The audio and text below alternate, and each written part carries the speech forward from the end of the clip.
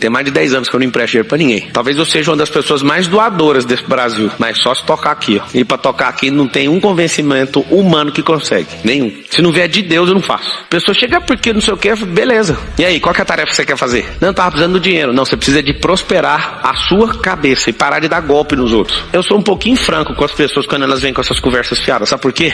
Porque já me enganaram demais nos meus sentimentos. Meu Deus. O Trump acabou de anunciar que vai pagar $2 mil para as pessoas mais pobres dos Estados Unidos com o lucro do tarifaço. Olha só, para quem não sabe, o presidente dos Estados Unidos tem uma rede social chamada de Truth Social. Ele postou agora há pouco que os Estados Unidos se tornaram o país mais rico e respeitado do mundo, com quase nenhuma inflação e um recorde histórico no mercado de ações. E tudo isso aconteceu depois do Trump aplicar essas taxações em todos os países ao redor do mundo. Ele também disse que os Estados Unidos estão arrecadando trilhões de dólares e em breve vão começar a pagar a dívida americana de 37 trilhões de dólares com o lucro das tarifas.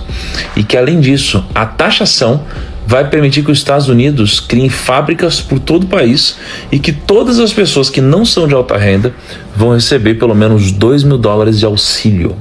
Isso aqui é uma baita notícia para a classe mais pobre americana. E, obviamente, o Trump não soltou uma informação tão relevante como essa do nada, né? Tem todo um contexto do porquê ele usar essa narrativa dos $2 mil para a classe mais baixa nesse exato momento. Se você não mora numa ilha, você deve ter acompanhado nos últimos meses toda essa treta das tarifas que está rolando entre os Estados Unidos, China, Brasil e vários outros países. E muitos americanos, eles ficaram felizes com as tarifas e muitos outros americanos não ficaram felizes com as tarifas. E a galera que não ficou feliz começou a questionar a autoridade do Trump de impor tarifas comerciais a outros países, porque deu muito trabalho, muito problema, muita briga, muita retaliação. Alguns dias atrás, os juízes da Suprema Corte dos Estados Unidos começaram a questionar o Trump de usar uma lei chamada de Lei de Poderes Econômicos de Emergência Internacional para taxar países vizinhos. Essa lei basicamente dá para o presidente poder para declarar emergência e impor uma série de sanções econômicas. E a Suprema Corte dos Estados Unidos estão questionando se o uso dessa lei pelo Trump extrapola os limites constitucionais do poder presidencial.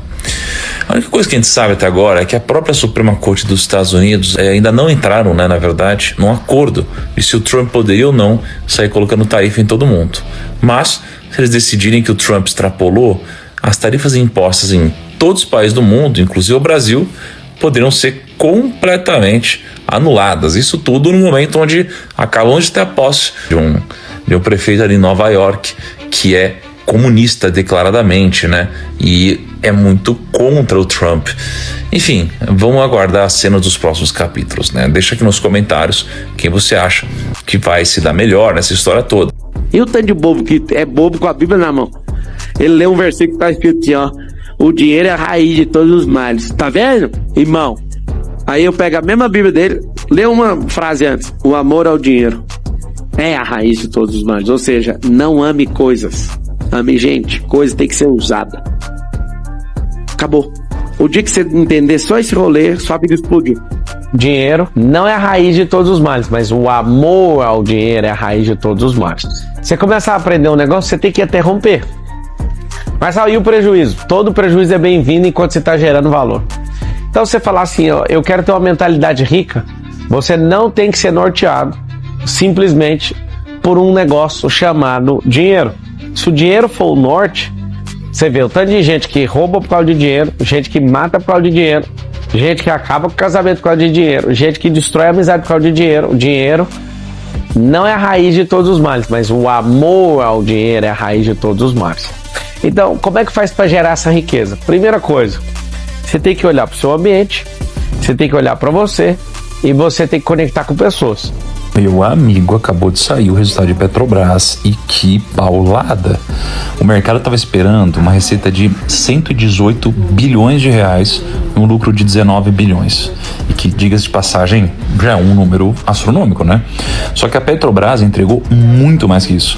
Nesse terceiro trimestre, a receita da Petrobras ficou em 127 bilhões, 8% acima do esperado. E o lucro ficou em 28,5 bilhões, 50% acima do consenso. Então é um baita lucro. E sabe o que é o mais louco de tudo isso?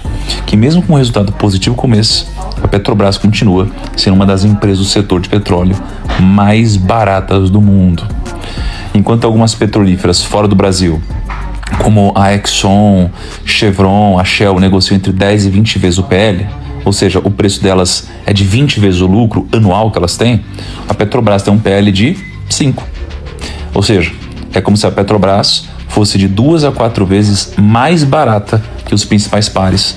É como se o investidor que compra ações da Petrobras hoje demorasse apenas 5 anos para recuperar o valor investido através do lucro que a empresa gera, considerando que o lucro se mantivesse igual durante esse período.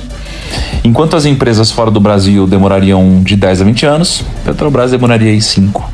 E óbvio que não significa que Petrobras necessariamente é o melhor investimento, mas mostra pra gente como a Petrobras é mais barata em relação às petrolíferas que não estão no Brasil. Isso acontece por causa do medo do risco político, tá? Geralmente é isso. Deixa nos comentários se você investe em Petrobras e se você tá ganhando ou perdendo dinheiro com a ação, né? Tem muita gente feliz agora. Tá aqui, ó, trabalhar de carteira assinada, ganha um salário mínimo, tá aqui um salário mínimo sem os descontos, R$ 1.520, que é 1.518, mas botei aqui 1.520, e vamos ver o que dá pra fazer com um salário mínimo morando no nosso Brasilzão. Isso o governo vai falar, o sistema não vai mostrar, e as emissoras de TV também não vai mostrar pra você. Mas essa é a realidade de muitos brasileiros que se encontram hoje no nosso país, que é o nosso Brasil. Tá aqui R$ 1.520. Parece ser uma quantia boa, mas agora a gente vai tirar os gastos de uma pessoa que trabalha de carteira assinada e tem as suas despesas. Eu sou casado, tenho 3 filhos, 2 já grandinhos, e tem meu pequenininho aqui do lado, ó, assistindo. E nós temos um gasto de alimentação de R$600. Aqui, ó, 1, 2, 3, 4, 5, 6. R$600 a gente vai no mercado todo mês e deixa lá no mercado, beleza? Esses R$600 dá pra gente comprar uma alimentação que vai durar um períodozinho bem pouco, entendeu? E como não dá pra durar o mês todo, a gente compra uma cesta básica na mão do camelô, que vende na porta de casa. Uma cesta básica bem pequenininha, custa mais R$250. Vou tirar aqui mais R$250, porque vocês sabem, você que é trabalhador sabe que R$600 não dá para sustentar uma casa com 3 filhos e esposa, vocês sabem. Então, mais R$250 da cesta básica quando o alimento acaba, né? E temos aqui também o nosso aluguel, que é R$450, que é o aluguel mais baixo que a gente consegue para ter uma casinha bem, vocês sabem como é. Então, R$450. Vamos tirar aqui 100, 200, 300, R$450 do aluguel da casa, galera. A gente também tem uma conta de luz que a gente tem que pagar, não tem jeito. E a gente economizando bastante, tomando banho gelado todos os dias, a gente gasta R$150 de luz. Então, menos R$150 de luz, galera. Somando só isso, galera, a alimentação, o aluguel e a luz, sobrou pra gente aqui R$70, beleza? De 1.520, sobrou R$70. Sabe agora o que eu vou fazer com esses R$70? Eu tenho que pagar a água. Se eu quiser ter uma internet na minha casa, eu tenho que pagar a internet também, com esses R$70. Se eu quiser comprar alguma roupa, uma cueca, um sapato, um chinelo, que às vezes arrebenta pro meu filho, ou pra mim, ou pra minha esposa, eu tenho que tirar desses R$70. Se eu precisar comprar remédio, meus filhos passar mal, eu vou ter que tirar desses R$70 também, beleza? Transporte, se eu precisar de algum transporte, me locomover para algum lugar, ou ir pro meu trabalho, vai ter que ser desses R$70 também, galera. O lazer, não tem lazer. Não tem como ter lazer. Agora você imagina uma criancinha dessa aqui, ó, chegando pra você falando assim: ei, papai, vamos na praça chupar um picolé? Será que vai dar? Com esses R$70? E tem o nosso gás também, que acaba. Você sabe que só o gás, só a internet, isso aqui não paga a internet, beleza? E essa é a realidade de muitos brasileiros que moram no Brasil, trabalham de carteira assinada e tem que sobreviver com isso aqui. A riqueza está na mente. Essa riqueza da mente é traduzida em ação, que é traduzida em experiência, e eu começo a ganhar mais experiência, mais força, mais talento, mais competência, mais habilidade. Sabe para que serve o dinheiro? Pra você comprar habilidade. Sabe para que serve o dinheiro? Pra você entrar em desafio. Sabe para que serve o dinheiro? Pra você comprar acesso. Sabe para que serve o dinheiro? O dinheiro serve para você comprar tudo aquilo que você, sem ele, não vai entrar. Amor, sabe quanto que quem recebe Bolsa Família gastou em janeiro desse ano? Só em bet? 3,7 bilhões de reais. No caso nós, né? Só em janeiro. Nós entregando Bolsa Família pra eles, né? É loucura. Isso mesmo que você ouviu. O dinheiro que deveria estar sendo usado para ajudar as pessoas está indo parar nas mãos das casas de apostas. Acabou de sair um levantamento do Tribunal de Contas da União, o famoso TCU, e eles disseram que cerca de 3,7 bilhões saíram de contas de pessoas inscritas no Bolsa Família e foram em direção a administradoras de bets. E tudo isso é comprovado, porque eles usaram dados obtidos pelo próprio Banco Central. Mas, só para deixar claro, provavelmente existe algum tipo de fraude nessa história toda. Porque olha que curioso, o Tribunal de Contas da União disse que de todas as famílias que recebem Bolsa Família e que fizeram apostas, 4% foram responsáveis por 80% do valor total movimentado com as bets. Mas como que isso é possível? Teve até um caso de uma única família que movimentou mais de 2 milhões de reais num único mês. Isso Eles não estão precisando de ajuda. não parece, Se né? eles têm 2 milhões para movimentar, não sei o que É estranho, deve ter fraude, sei lá. Isso até me faz pensar se não tem algum tipo de fraude mesmo, onde uma outra pessoa tenta disfarçar ganhos ilícitos usando o CPF de alguém que recebe Bolsa Família.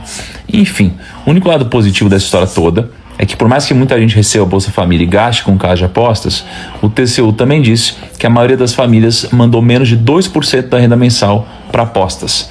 O ideal é que fosse zero, né? Mas pelo menos esse dado mostra pra gente que a situação é um pouquinho menos pior do que a gente imaginava, tá? E também tem aquela coisa toda da proibição de bets para quem ganha o Bolsa Família. Deixa aqui nos comentários o que você acha das pessoas que recebem Bolsa Família e apostam em bets. E o que você faria para resolver esse problema. 3,7 bilhões de reais foi o valor que foi depositado em bets por pessoas que recebem o Bolsa Família. Isso mesmo que você ouviu, 3,7 bilhões de reais foram depositados em bets, que são as casas de aposta, por pessoas que recebem o Bolsa Família. E é muito fácil alguém julgar essas pessoas, mas ninguém olha para a realidade delas. A pessoa que vive com um salário mínimo e Bolsa Família, ela tem a mentalidade totalmente fraca. E quando ela vê um famoso, um grandão, colocando nos seus stories falsos ganhos, falsas vitórias, e clique no link e ganhe também, com certeza elas vão entrar, elas vão clicar, mas não sabendo elas que a perda é certa. E elas arriscam o pouco que tem, esperando ter um resultado maior. Mas aí é o que a gente vê, 3,7 milhões depositados em bets por pessoas que recebem o Bolsa Família. Infelizmente, tirando o pouco que tem para dar para quem tem de sobra. E eles não estão preocupados com nós, não estão preocupados com vocês que fazem isso. O que eles querem é mais no bolso e acabou.